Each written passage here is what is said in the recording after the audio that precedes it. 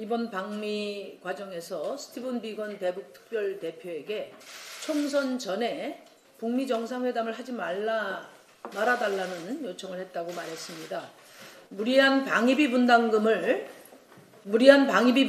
등 동맹을 돈벌이 대상으로 취급하는 미국을 설득하기 위해 초당적 외교를 하러 간 줄 알았더니 미국 측에 자유한국당 선거 도와달라고 간 것입니까? 상상을 초월하는 제1야당 원내대표의 탈선은 절망스럽습니다. 한반도 평화를 위해 북미 관계가 개선되기를 절실히 바라는 우리 국민의 열망과 중대한 국익을 아랑곳하지 않고 오직 당리당략에만 혈안이 되어 있는 제1야당의 이런 모습이 미국 측에 어떻게 보였을지 부끄럽기 짝이 없습니다.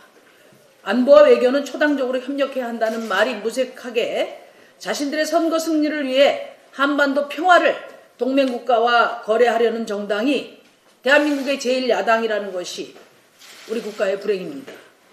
이렇게 제1야당 원내대표가 국익을 위해 노심초사해야 할 외교전선에서 오히려 국익을 위협하고 국민을 모욕한 데 대해선 정치적 책임을 져야 합니다. 나경원 대표는 구구절절 변명을 늘어놓을 것이 아니라 국민께 사죄하고 즉각 사퇴하기 바랍니다.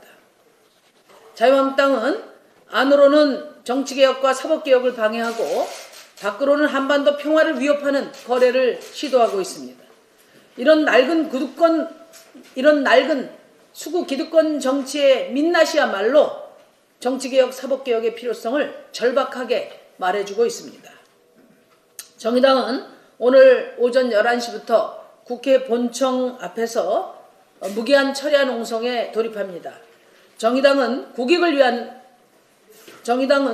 지키는 정치, 민생을 돌보는 정치, 가치와 비전을 중심으로 한 경쟁과 협력의 정치로 나아가기 위해 선거제도 개혁과 검찰개혁 법안이 이번 정기국회 내에 반드시 통과될 수 있도록 모든 당력을 다해 노력할 것입니다.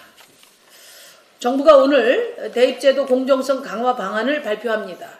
학종 개편, 정시 비율 조정 등의 내용이 담길 것으로 예상되고 있습니다. 이와 관련해서 세 가지 말씀을 드리고자 합니다. 첫째, 이번 대입제도 개편은 밀실 개편이 아닌 투명한 개편이 되어야 합니다. 국민들이 가장 예민해하는 교육 대입제도를 밀실에서 결정하는 방식은 적절한 방식이 아닙니다. 그들만의 리그를 고치려 그들끼리 논의를 해서는 어느 국민이 받아들이겠습니까? 지금이라도 이번 정책 결정에 누가 관여했는지 분명히 밝혀주시기 바랍니다. 둘째, 정부는 작년의 사회적 합의를 존중하는 방향으로 가야 합니다. 이미 작년에 2022년 대입에서 정시 30% 이상 확대를 하기로 했습니다. 수개월의 공론화 과정을 거쳐서 결정된 것을 하루아침에 정부가 뒤집는다면 고등학생들이 자신의 선택을 후회하게 만들 것입니다. 정책의 일관성을 지켜주기 바랍니다. 또 무분별한 정시 확대는 기울어진 운동장을 외면하고 부유층의 손을 들어주는 것이라는 점을 역시 명심하기 바랍니다.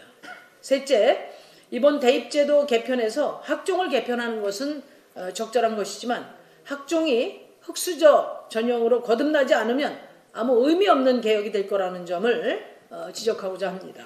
줄세우기 교육에서 탈피해서 잠재력과 다양성을 고려하는 학종 개편을 기대합니다.